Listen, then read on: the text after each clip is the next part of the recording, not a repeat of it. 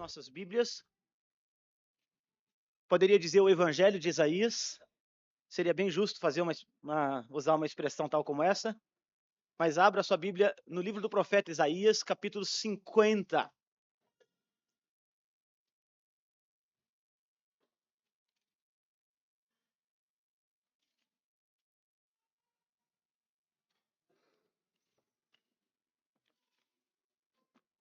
Peço que você atente para a leitura do texto de Isaías 50 que eu farei.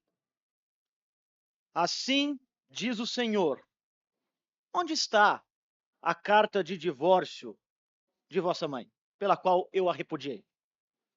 Ou quem é o meu credor, a quem eu vos tenho vendido? Eis que, por causa das vossas iniquidades, é que fostes vendidos, e por causa das vossas transgressões, vossa mãe foi repudiada. Por que razão? Quando eu vim, ninguém apareceu. Quando chamei, ninguém respondeu. Acaso se encolheu tanto a minha mão que já não pode remir, ou já não há força em mim para livrar? Eis que, pela minha repreensão, faço secar o mar e torno os rios um deserto, até que cheirem mal os seus peixes. Pois não havendo água, morrem de sede. Eu visto os céus de negridão e lhes ponho pano de saco por sua coberta. O Senhor Deus me deu a língua dos eruditos, para que eu saiba dizer a boa palavra ao cansado. Ele me desperta todas as manhãs, desperta-me o ouvido para que eu ouça como os eruditos. O Senhor Deus me abriu os ouvidos, e eu não fui rebelde, não me retraí. Ofereci as costas aos que me feriam e as faces aos que me arrancavam os cabelos. Não escondi o rosto aos que me afrontavam e me cuspiam, porque o Senhor Deus me ajudou, pelo que não me senti envergonhado. Por isso, fiz o meu rosto como um seixo, e sei que não serei envergonhado. Perto está o que me justifica. Quem contenderá comigo? Apresentemo-nos juntamente. Quem é o meu adversário? Chegue-se para mim. Eis que o Senhor Deus me ajuda. Quem há que me condene? Eis que todos eles, como um vestido, serão consumidos. A traça os comerá. Quem há entre vós que tema ao Senhor e ouça a voz do seu servo? Aquele que andou em trevas sem nenhuma luz, confie em o nome do Senhor e se firme sobre o seu Deus. Eia, todos vós que acendeis fogo e armais de setas incendiárias, andai entre as labaredas do vosso fogo e entre as setas que acendestes. De mim é que vos sobrevirá isto, e em tormenta vos deitareis. Muito bem. Peço que mantenha sua Bíblia aberta neste capítulo 50, porque nós passaremos por ele. Mas eu quero chamar sua atenção que na saga do peregrino de John Bunyan, há um momento da jornada de cristão em que ele passa por um lugar chamado o Vale da Sombra da Morte. E cristão, interessantemente, ele havia acabado de travar uma batalha muito dura, muito difícil, em um outro local chamado o Vale da Humilhação. E quando ele sai de lá, cansado daquela batalha renhida, ele acaba sendo sugado para uma outra batalha, ainda pior. E agora ele passa por esse local chamado Vale da Sombra da Morte. E é um vale lúgubre, com sátiros, com demônios, com figuras espantosas, assustadoras. À direita daquele vale havia um fosso, onde os cegos que conduzem outros cegos haviam caído ao longo de toda a história. À esquerda havia um abismo sem fundo, no qual um dia o rei Davi quase permaneceu. E esse é um caminho estreito, difícil, muito escuro, sem nenhuma faísca de luz. No meio do vale está a entrada do próprio inferno. Fogo, fumaça, ruídos horríveis que saíam dele. E naquele lugar a espada de cristão não ajudava muito. E ele precisava então recorrer à oração fervorosa. E quando os demônios se aproximavam dele, era a oração que trazia à mente as palavras das Escrituras que os afastavam. Mas ele estava apavorado enquanto passava por ali. Num certo momento, um demônio se aproxima dele, profere certas blasfêmias, e ele, angustiado, começa a acreditar que aqueles pensamentos vinham dele mesmo. E depois de caminhar por muito tempo naquele vale, ele ouve uma voz que diz: ainda que eu ande pelo vale da sombra da morte, não temerei mal algum, porque tu estás comigo. O teu bordão e o teu cajado me consolam. Então o cristão se sente animado, porque ele, ouvindo essa voz, supôs, e acertadamente supôs, que um outro cristão, uma outra pessoa, um outro peregrino também passava por aquele vale. E embora ele não pudesse, naquele momento mais escuro, sentir a presença de Deus, ele sabia que Deus estava com ele.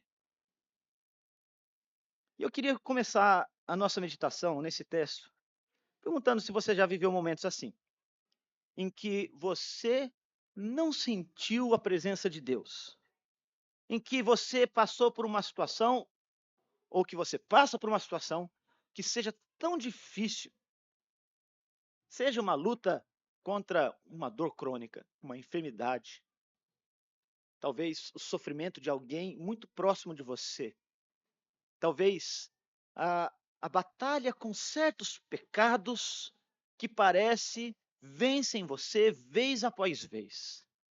Talvez um, um lampejo, uma onda de ceticismo, de incredulidade que deixa sua alma árida e seca e que te rouba a alegria até mesmo de se reunir com o povo de Deus. Não sei, você já se sentiu assim? Você já passou por um vale parecido com este?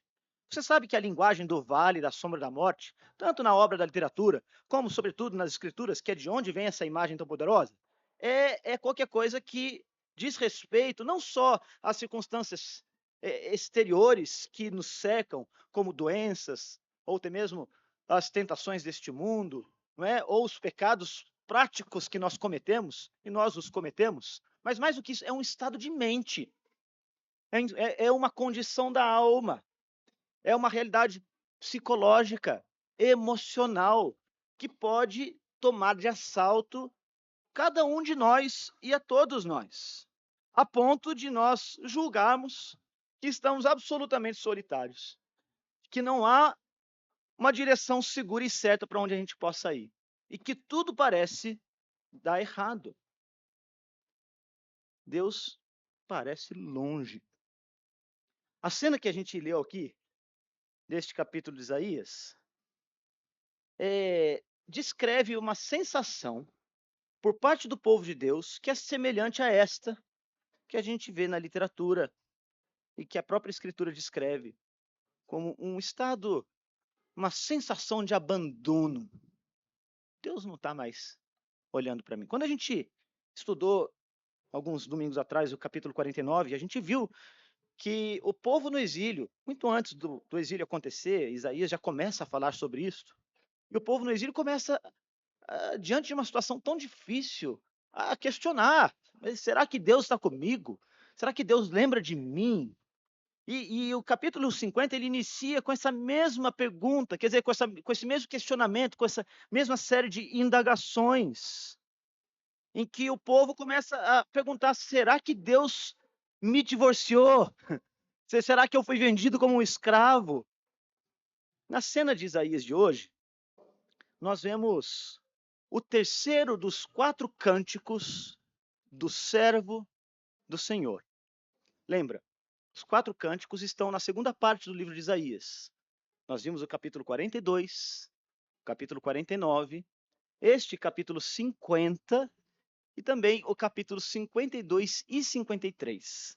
Estes trazem os 4 cânticos, os 4 sermões que Isaías escreve, pelos quais ele descreve cenas de um servo que vem da parte de Deus e que experimenta muitas coisas, que vive muitas situações semelhantes ao que o povo de Deus viveu em termos de juízo, mas que, em termos da sua obediência, é completamente oposto e diferente do que o povo de Deus experimentou. Então, nessa profecia do capítulo 50, Isaías está olhando lá na frente, à frente do seu próprio tempo. Ele olha para o exílio. E no exílio, esta sensação de abandono que o povo tem é expressada com essas duas imagens muito fortes que nós lemos no capítulo 50, no primeiro versículo. O povo se sente completamente desamparado por Deus, se sente rejeitado por Deus. E, e usa então essa imagem de um divórcio. E Deus então começa a fazer perguntas, uma série de perguntas retóricas para responder à acusação que o povo lançou sobre o próprio Deus. O povo dizia: o Senhor se divorciou de nós, o Senhor nos vendeu como escravos. Então Deus pergunta: cadê a carta de divórcio pela qual eu rejeitei a mãe de vocês? Quem é o meu credor para que eu vos tenha vendido? E por meio dessas duas imagens, nós temos tanto a afirmação de que Deus ainda permanece com seu povo, como a sensação de abandono de um povo que não consegue mais sentir o cuidado e o amor de Deus sobre eles. Então eles usam essa imagem do divórcio. O divórcio é uma coisa terrível, porque ele representa o fim de uma aliança. É o rompimento de laços que deveriam ser inquebráveis. O divórcio é, por vezes, a destruição e a dissolução de uma família. Divórcio é desamor, é desapego, é alienação. E o povo então pergunta: o Senhor se divorciou de nós? E ainda vai perguntar se foi vendido como escravo para pagar as suas dívidas. Na antiguidade, de novo aqui eu estou entendendo porque não enxergo nada, agora eu entendi. Na antiguidade, quando alguém não tinha dinheiro para pagar a conta de uma grande dívida que fez, imagine um agricultor, não é, que ele quer fazer um grande investimento, ele compra terras, não é, mas ele não tem recursos para isso, então ele pede que o seu credor, que ele vendeu as terras, que ele aguarde para que ele faça o plantio e que depois, com o resultado da sua colheita, ele consiga o recurso suficiente para pagar aquelas terras. E ele faz esse grande investimento, ele faz o seu plantio, mas vem uma geada, vem uma tempestade, vem uma enchente, e as intempéries, elas se arremetem contra aquela terra e contra o seu plantio, e ele perde toda a sua plantação, e o pouco que ele consegue salvar é tomado por um incêndio, e de repente ele se vê absolutamente sem condições de pagar aquela dívida. E então, havia provisão na lei de Deus, do Velho Testamento, que um devedor que não pudesse pagar a sua dívida deveria trabalhar. E esse trabalho era como semelhante a um trabalho escravo. Ele deveria trabalhar tantos anos quantos fossem necessários para que a sua dívida fosse paga. E se o trabalho dele não fosse suficiente, os filhos dele também deveriam ser tomados como escravos para que aquela dívida fosse paga. Essa imagem que o povo coloca diante de Deus. Senhor, o, o Senhor nos vendeu como escravos para que as nossas dívidas sejam pagas? O povo indaga então se essa era a sua condição, porque foi assim que o povo se sentiu no exílio. Estava longe de Jerusalém, estava longe da Terra Santa, estava longe do Rio Jordão, estava longe da terra que mana leite e mel, estava longe do templo, do Monte Moriá, estava longe de Deus, estava longe da sua fé, estava longe da lei, e se sente abandonado, se sente alienado, se sente sozinho, se sente passando por um vale, e expressa essa angústia da solidão, da tristeza, da confusão mental diante de Deus, e Deus responde. E Deus começa respondendo, dizendo para eles que aquilo que acontecia com eles era por causa daquilo que eles mesmos haviam feito. Eles se afastaram de Deus.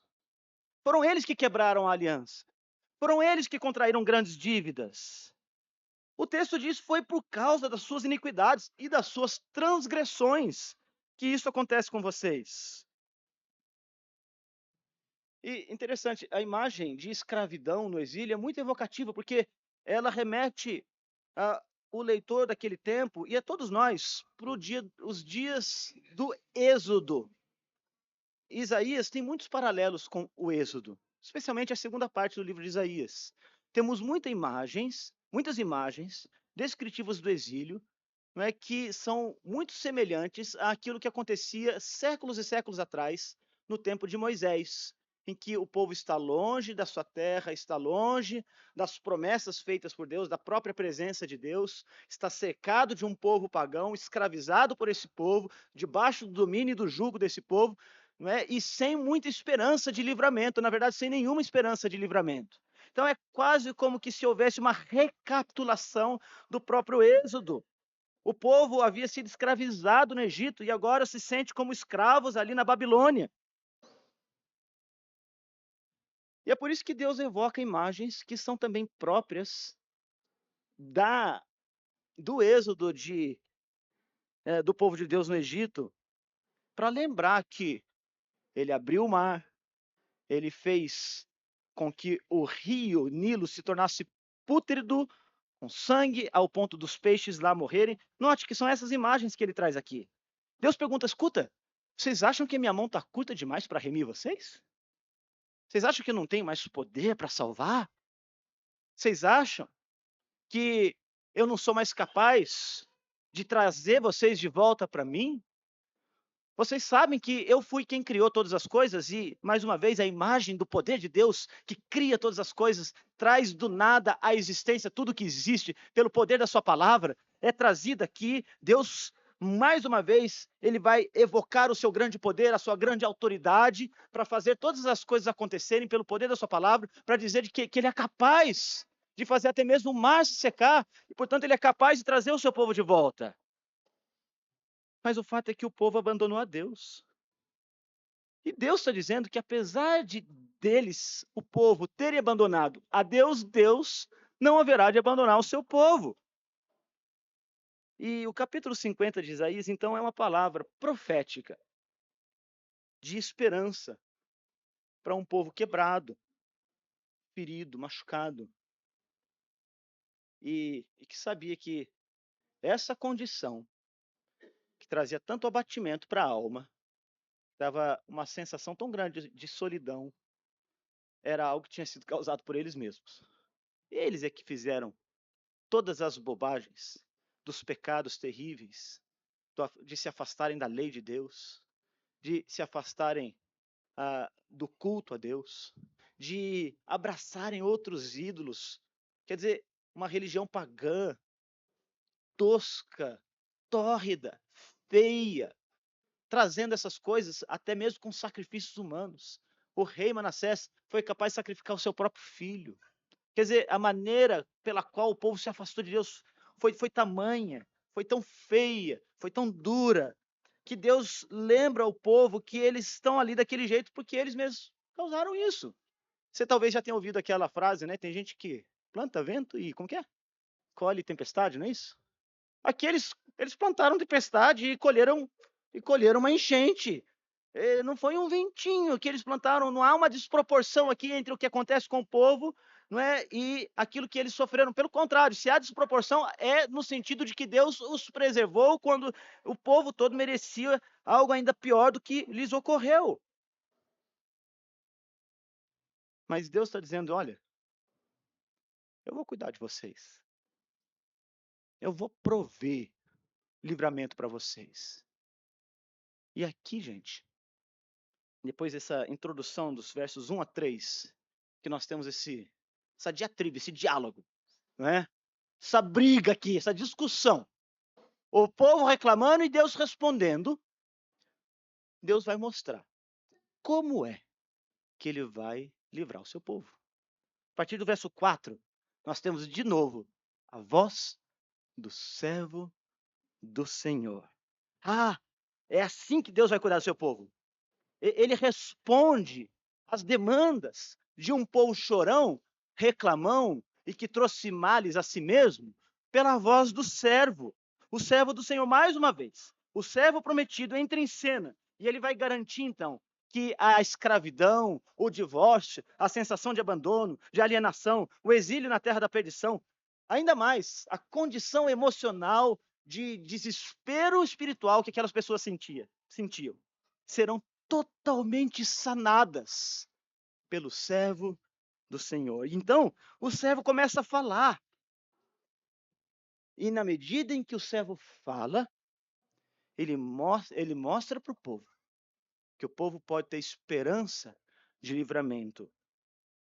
Aliás, uma esperança de alguma coisa que sem a intervenção do servo seria absolutamente impossível, inalcançável.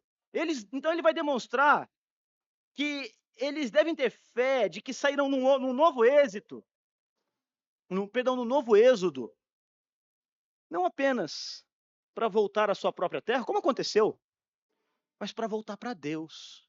E que é este servo mesmo quem vai bater o caminho, quem vai conduzir o seu povo de volta daquele lugar até a presença do Senhor.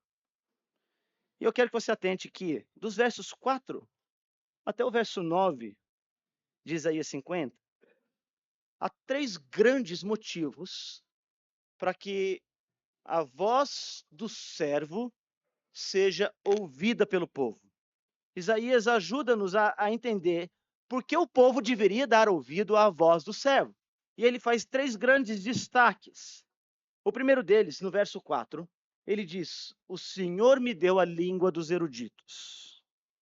Depois, no verso 5, segundo motivo, o Senhor me abriu os ouvidos e ele fez tudo quanto o Senhor mandou. Eu não fui rebelde, eu não me retraí.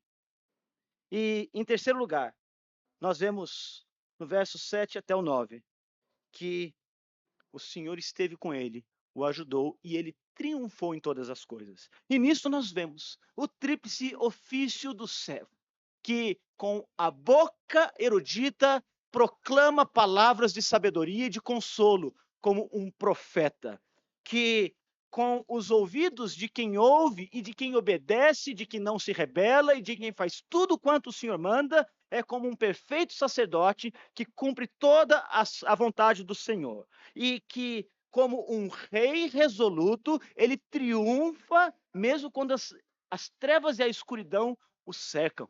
Então, nós temos aqui um retrato, nos versos 4 a 9, que mostram-nos que este servo é um grande profeta, é um grande sacerdote e é um grande rei.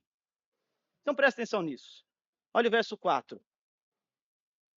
O Senhor Deus me deu a língua dos eruditos, para que eu saiba dizer a boa palavra ao cansado. Ele me desperta todas as manhãs. Perceba, esse profeta, este servo do Senhor, ele tem palavras sábias, palavras eruditas. Esta expressão aqui diz respeito à palavra daquelas pessoas que são dotadas de grande entendimento. Você já falou com alguém que realmente sabe aquilo que está falando? É bom quando a gente ouve alguém que realmente sabe do que está falando. Uma das piores coisas é quando a gente fala com alguém que acha que sabe o que está falando ou que finge que sabe o que está falando e a gente logo percebe que ela não sabe o que está falando. E isso, essa coisa do impostor é uma coisa que pode ser razoavelmente, facilmente desvendada quando a gente começa a apertar a pessoa, não é, com algumas perguntas, não é, que vão revelar se ela sabe mesmo aquilo que está falando ou não, não é?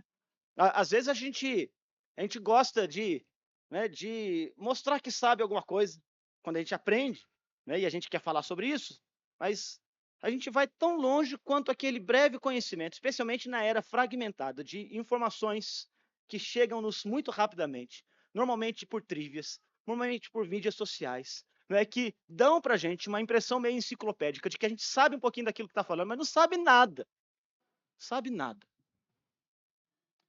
Eu lembro que eu passei por uma crise danada no ano passado, depois de uma cirurgia na coluna, né, com problemas nos braços.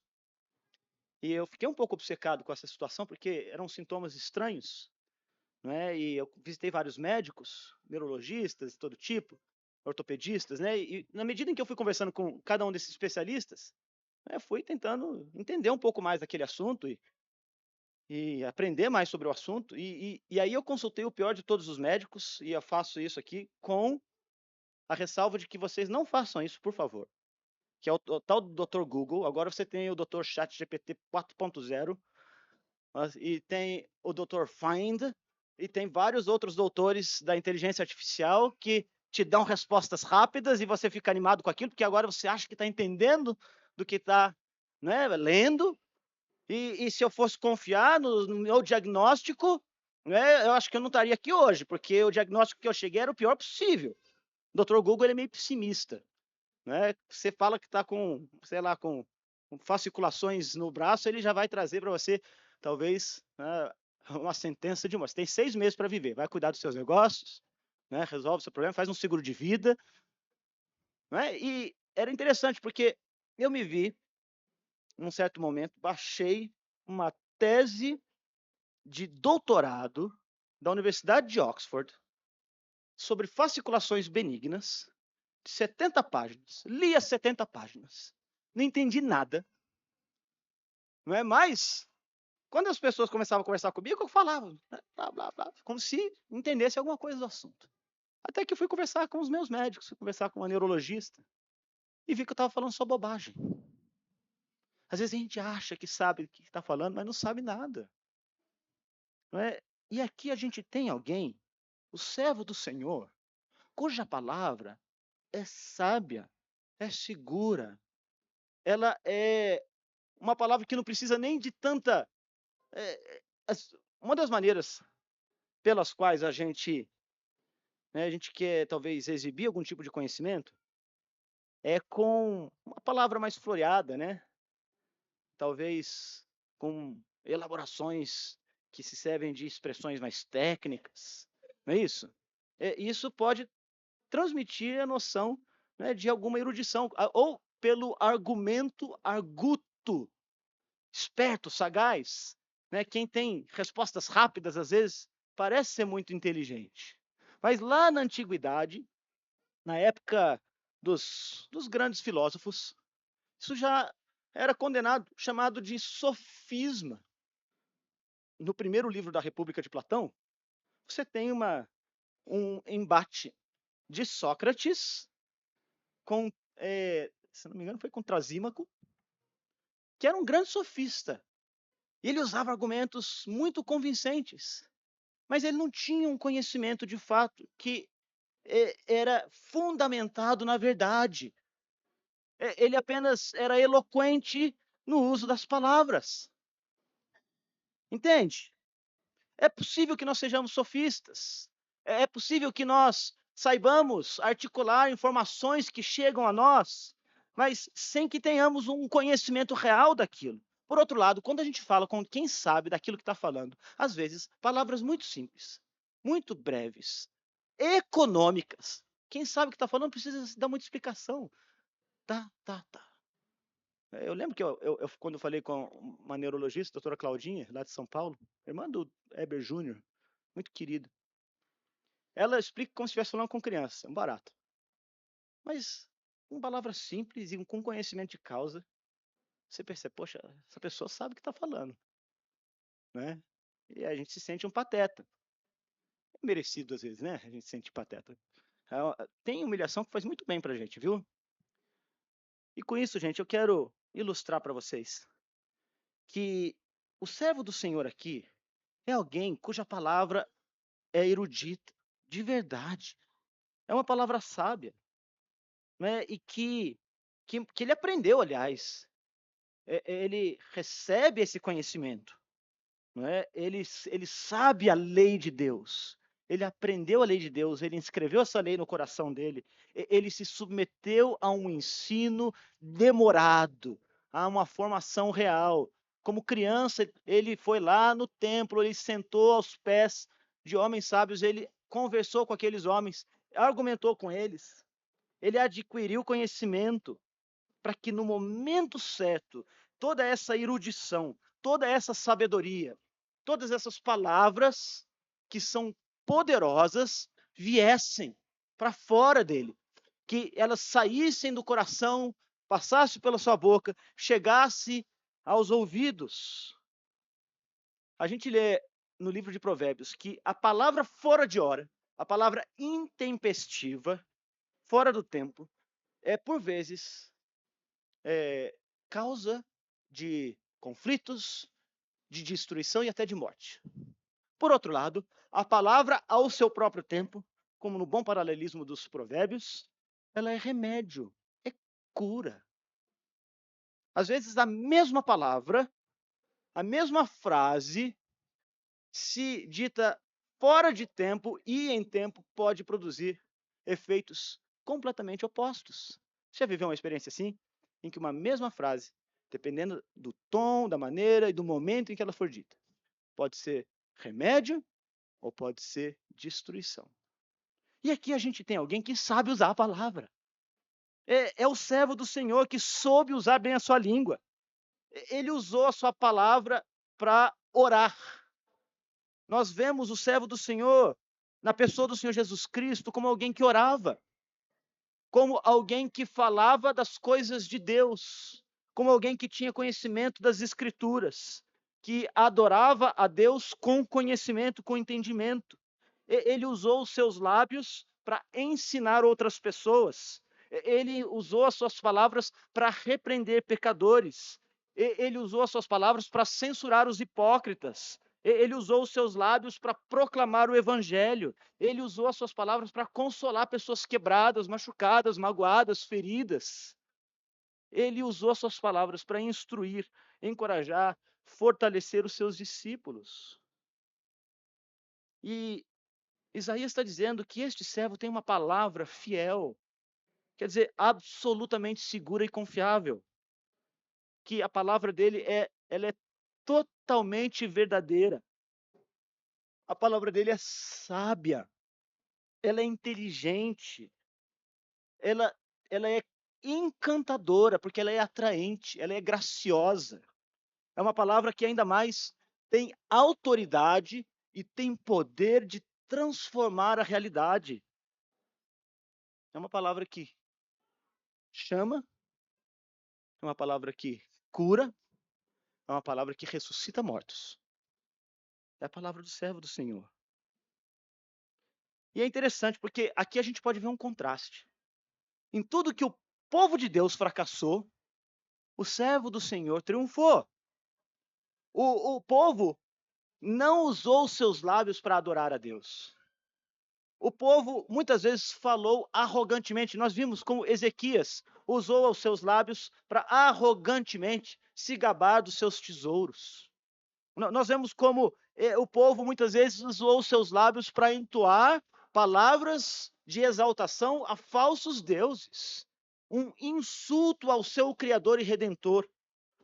E o povo então usou as suas palavras para murmurar contra Deus, para reclamar da sua própria sorte.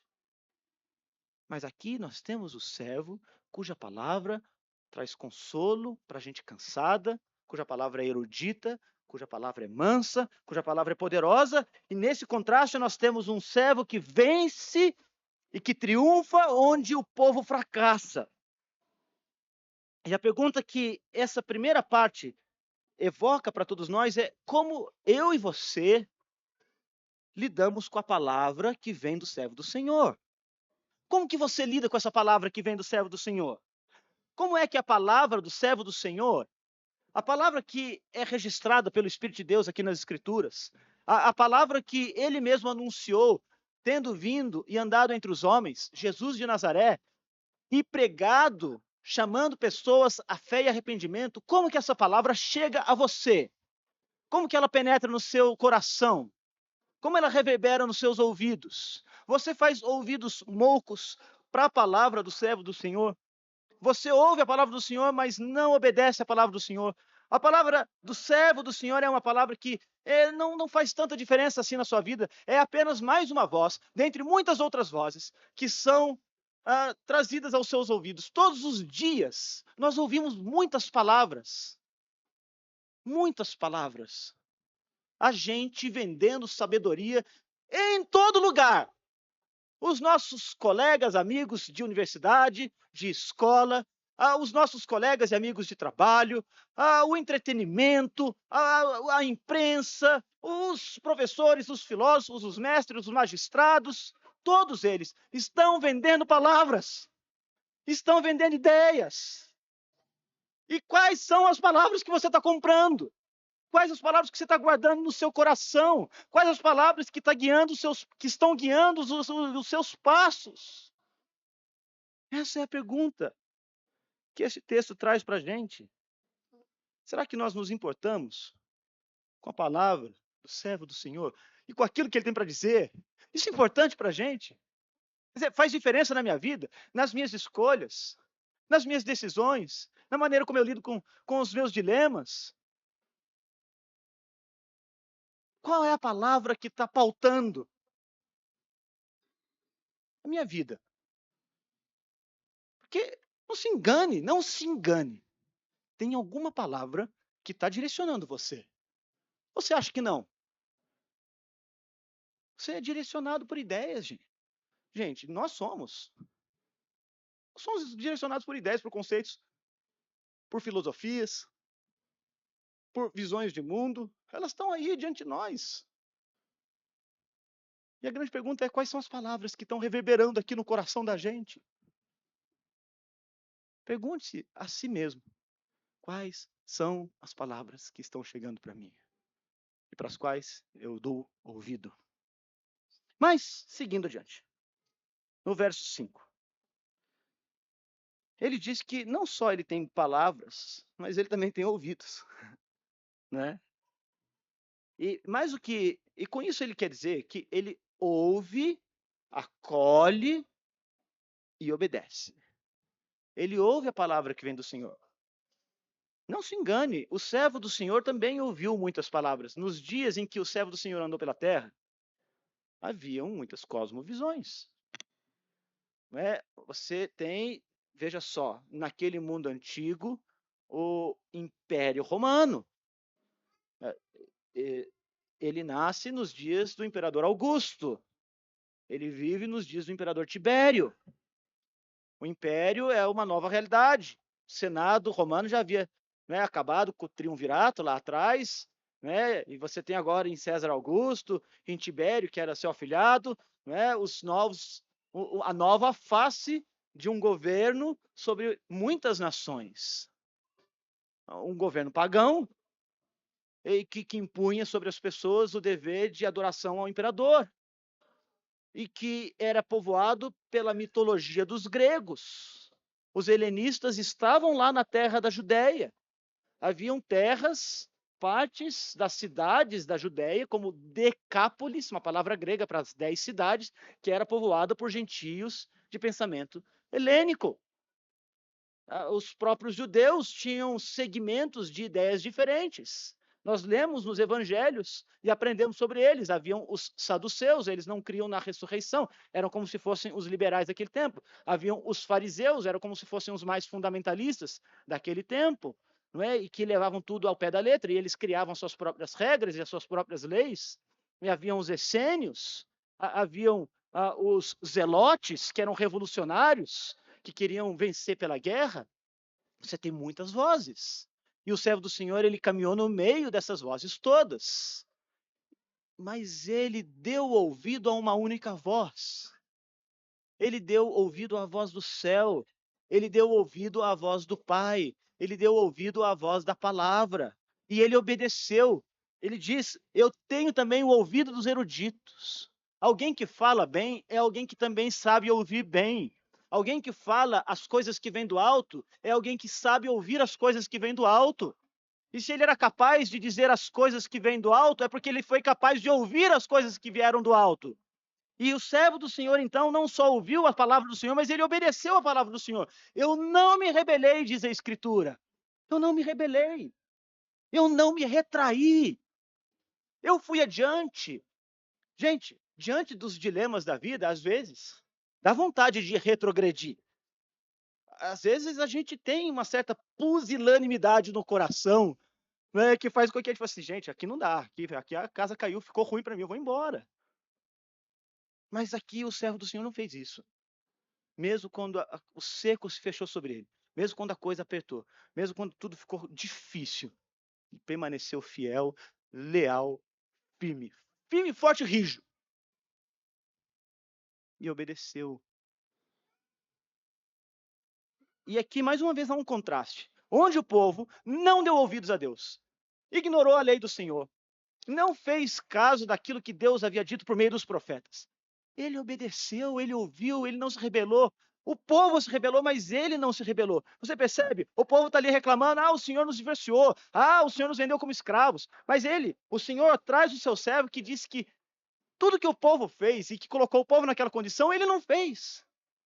Ele falou a palavra de Deus, ele ouviu a palavra de Deus, ele obedeceu a palavra de Deus como um sacerdote fiel, que cumpria com precisão aquilo que Deus havia determinado que ele deveria fazer como representante do povo. Ele fez. Nós temos um servo do Senhor, alguém que obedece a Deus, numa missão dura, doída, sofrida, difícil, como a gente vê no verso 10, mas que ele suporta com toda a fidelidade. Ele sofreu algo semelhante ao que os israelitas estão reclamando. Parou para pensar nisso? Os israelitas estão no exílio e estão reclamando: Deus está longe de nós. Deus nos desamparou. Ele sim sofreu desamparo. Ele sim sofreu solidão. Nós ouvimos recentemente uma mensagem do pastor Joe Bick em que ele nos lembra do grito do desespero ou da dor do desamparo do filho. Meu Deus, por que me desamparaste? Então você veja, aquilo que o povo sofria em pequena medida, o servo do Senhor sofreu em grande medida. Aquilo que o povo de Deus sofreu temporariamente de forma justa, o servo do Senhor sofreu de forma injusta, porque ele não trouxe para si, por seus atos de rebeldia e de desobediência, o peso do seu pecado. Ele não tinha pecado. Você veja, o pai responde aos israelitas dizendo: foram as suas iniquidades e as suas transgressões que fizeram com que vocês estivessem nessa condição. E agora o servo do Senhor está dizendo: eu não me rebelei. Eles cuspiram no meu rosto. Veja aqui o verso 6. Eu não escondi o rosto quando eles me afrontavam, quando eles zombavam de mim, quando eles me cuspiam, quando eles me puxavam os cabelos, quando eles batiam na minha face. Eu suportei tudo isso. E ele não merecia. Ele fez isso para que os verdadeiros culpados pudessem ser exonerados. E ele faz sem reclamar, sem murmurar, com resolução. E isso nos traz a reflexão e a pergunta: se nós temos, como servo do Senhor, dado ouvidos à palavra do Senhor e obedecido à palavra do Senhor. Ele nos chama pelo exemplo de obediência dele, a ser obedientes. Não porque nós possamos ser como ele, quer dizer, conquistar o nosso favor conforme ele conquistou o favor de Deus. Para Deus. Não, a gente não pode. Nem tente, você não vai conseguir. Eu também não vou. Nem tente. Não. A gente é chamado a essa obediência porque ele foi obediente. Por causa da obediência dele, nós somos capacitados agora a ouvir e a obedecer e a acolher essa palavra. E quando a gente vai para o verso 7, ele vai mostrar que, tendo sofrido todas essas coisas, porque ele foi obediente, ele triunfou ainda porque ele teve confiança em Deus. No verso 7, ele vai dizer: olha, eu sofri tudo isso, mas eu não fui envergonhado. Nós lemos em 1 de Pedro, capítulo 4, quando começamos o nosso culto hoje, que Pedro exorta os cristãos para que, quando passarem por sofrimento, que não seja por sua própria culpa, que você fez bobagem, chutou o balde, né? Pisou no tomate. Não seja por isso. Se você passar por sofrimento porque você é cristão, você não tem motivo de se sentir envergonhado por isso. Aqui o servo do Senhor está dizendo: eu não sinto vergonha do sofrimento, da dor, da humilhação e do vitupério público, da zombaria maldosa, maliciosa e incessante que foram lançadas contra ele. Sabe que os homens eram crucificados absolutamente nus. Nus. A Escritura nos diz que as autoridades, os soldados, lançaram jogos, sortes, para ver quem ia ficar com as roupas dele. Embora as retratações artísticas que a gente vê por aí, né, surgiram ali que havia alguns panos protegendo a nudez do crucificado, isto não corresponde à realidade de como as pessoas eram crucificadas. Totalmente nuas, expostas. Expostas. Mas aqui, o servo sofredor, que foi crucificado nu, depois de ter sido humilhado, vituperado, esbofeteado, ter sua face suja com a saliva pútrida de homens maus, envilecida com o cuspe dos soldados, também dos homens que lhe esbofetearam. Ele diz: eu não me envergonho. Eu não me envergonho. O Senhor me ajudou, então eu não sinto vergonha. Eu fiz o meu rosto como um seixo. Sabe o que é isso? Tem uma passagem muito interessante.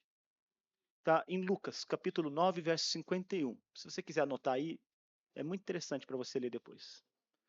Porque Lucas, que é um evangelista, médico, ele reúne relatos sobre Jesus, escreve esses relatos com base no testemunho de pessoas que conviveram com Jesus. No capítulo 9, 51, ele está descrevendo o momento em que Jesus resolve ir para Jerusalém para a sua última viagem para Jerusalém, para a sua última Páscoa. É Jesus indo com conhecimento de causa, sabendo exatamente o que lhe aconteceria, para Jerusalém.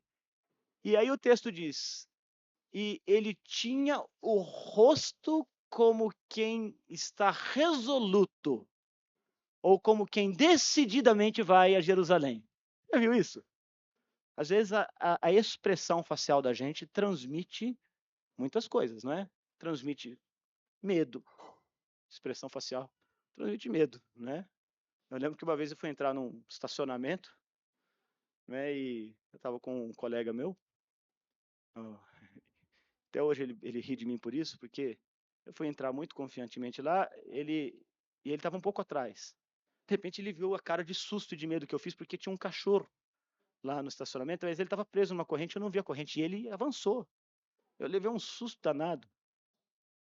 E só que ele, como esse meu colega não viu o cachorro também, ele só viu a minha cara de medo, né? E até hoje ele brinca comigo por isso. Mas a cara da gente revela decepção. Você lembra como que era a cara de decepcionado da sua mãe ou do seu pai? Lembra? Uma coisa que você fez, você aprontou, desobedeceu, né? Quebrou alguma coisa que não devia quebrar. Aí você sabe como que é a cara de desapontamento do pai e da mãe. Matou a aula, foi descoberto numa mentira, né? Aí o pai e a mãe vêm falar com você e tá com aquela cara. Você sabe, ih, a coisa ficou feia.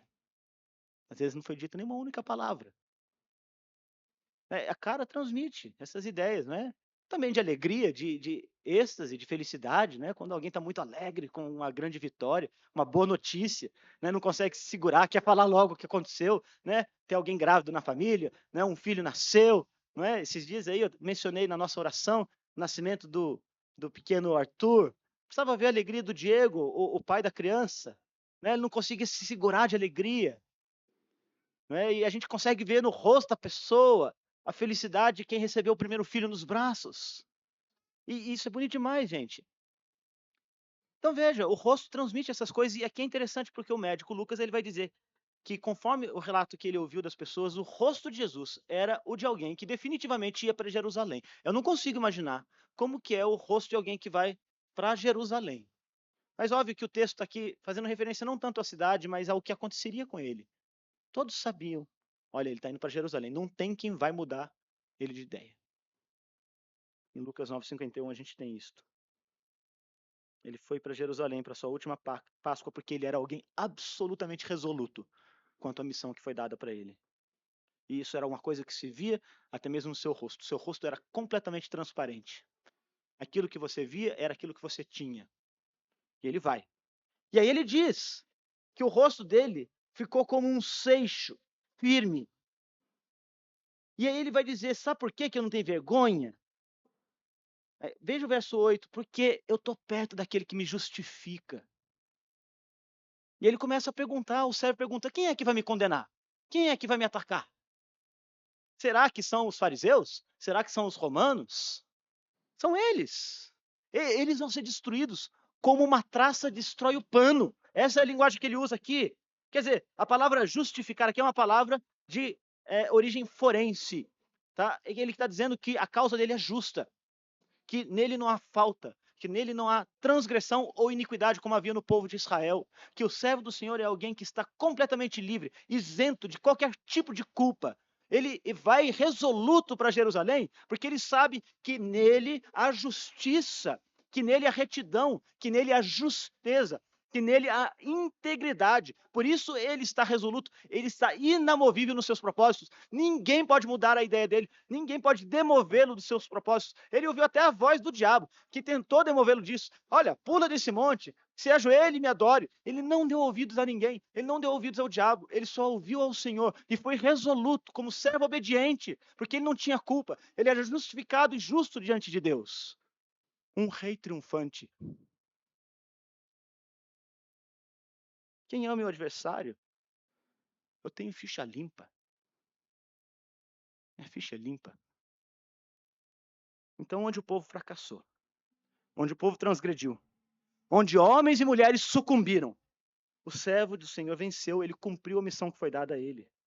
E é por isso que ele diz, o Senhor me ajuda, eu não estou sozinho. O Pai esteve com ele o tempo todo. Ele confia no Pai, porque ele e o Pai são um. Uma unidade. E agora ele segue resoluto para cumprir a vontade do Pai. Ele confia no Pai. E é por isso que ele se dispõe a entrar até mesmo na escuridão. Porque ele confia no Pai. E aqui a gente caminha para a nossa conclusão. Ele se dispõe a experimentar as trevas, a entrar na escuridão. Ele vai mergulhar no pântano pútrido do pecado, no vale da sombra da morte.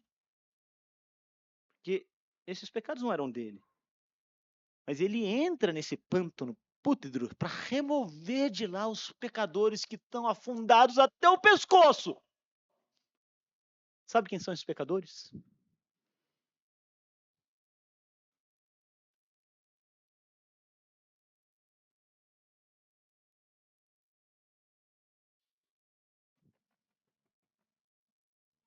Ele vai lá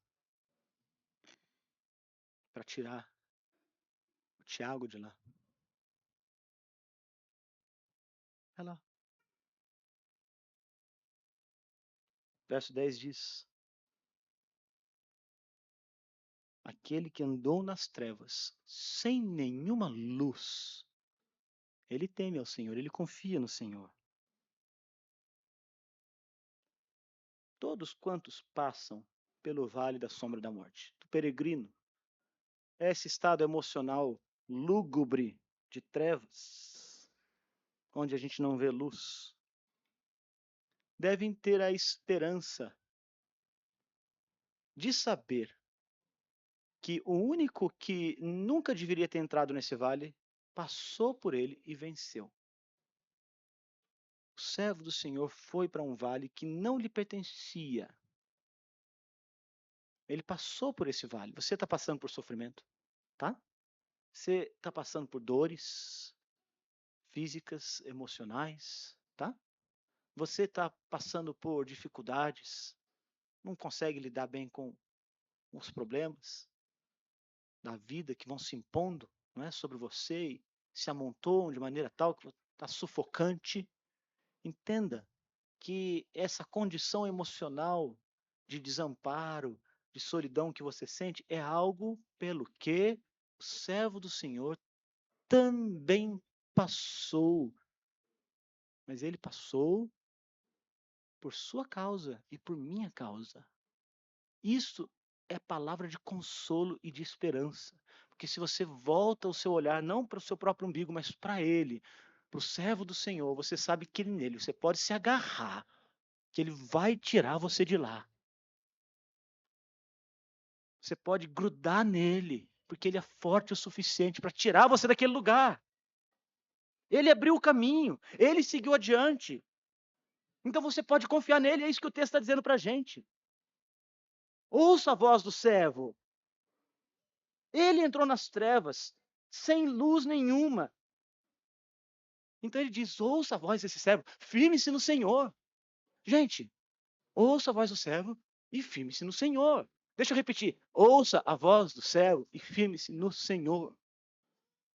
Ele vai te ajudar a passar. Quando você estiver com medo, quando você estiver no escuro, quando você estiver com dúvidas, quando você estiver cercado pelos seus próprios pecados, você vai passar por aquele lugar e ele vai guiar o seu caminho. Essa manhã, meditando nesse texto, eu li um poema muito bonito de Lewis Carroll. O poema foi escrito em 1868. Lewis Carroll é um autor britânico que, alguns anos antes, 1865, havia escrito Alice no País das Maravilhas, uma obra que é bem conhecida, que as crianças gostam. E ele chamou esse poema dele de O Vale da Sombra da Morte. E ele se retrata como um homem moribundo, que vai passando por esse vale. E ele suspira num tom assim de muito pesar, como assim alguém que tem o espírito esmagado, condenado, porque ele anda sozinho por esse vale. E o vale traz para ele memórias dos seus pecados passados. São memórias frias e mórbidas, que estão sempre acusando ele. Uma memória amarga que não morre e que o assombra. E ele ouve então aqueles suspiros enquanto passa por esse vale. E aqueles fracassos da sua vida que se acumularam, ele sente que são correntes. E as ordens que o pecado deu para ele e para as quais ele deu ouvido, o prazer que foi invocado em vão, tudo isso agora se torna um fardo pesado naquele vale. E ele agora então entra naquela floresta densa, onde nenhum raio de sol pode penetrar, onde ele não vê as estrelas, onde ele não vê a lua, e onde não chega nem mesmo um pequeno sopro da brisa do sol. Mas lá naquele lugar, quando o espírito dele se afunda mais e mais, quando as mãos e os pés estão cansados, quando a morte começa a golpeá-lo, lá naquele vale, ele ouve uma voz. Uma voz que parecia um canto, que dizia assim: venha a mim, vocês que estão cansados e sobrecarregados, venham a mim, e eu lhe darei descanso. Sabe, o servo do Senhor passou por esse vale escuro, para que você pudesse ter força no cajado e no bordão dele. Isaías termina esta sessão inteira fazendo um contraste. Veja o verso 11. Ele vai dizer que alguns tentam se auto-iluminar, acendem as suas próprias tochas. Veja o que ele diz. E vocês, que acendem o fogo e armam as suas setas incendiárias, andam pelas labaredas do seu próprio fogo. Ele faz referência aqui aos homens autossuficientes, autoconfiantes, né, que acendem as suas próprias tochas e que no final vão ser incendiados pelas chamas das tochas que eles mesmos acendem.